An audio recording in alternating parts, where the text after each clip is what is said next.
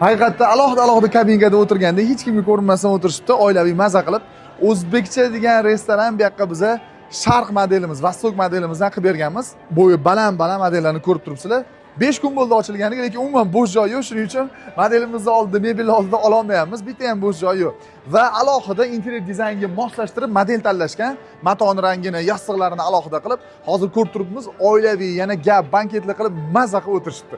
O'zingiz bitta guvoh bo'linglar, hozir ko'rsatamiz va agar sizga ham xuddi shunaqa interyer dizayningizga mos, istalgan matoda, tez fursatda ochilishingiz kerak bo'lsa, albatta Furniglasga murojaat qiling, zo'r xizmat ko'rsatamiz.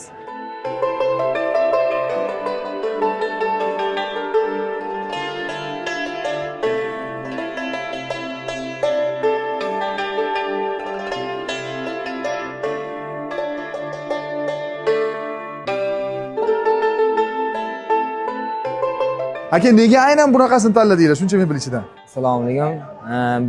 Bordik, birinchi ko'rdik, menyularni ko'rdik, materialni tanladik, qanaqa dizaynda bo'lishini tanladik.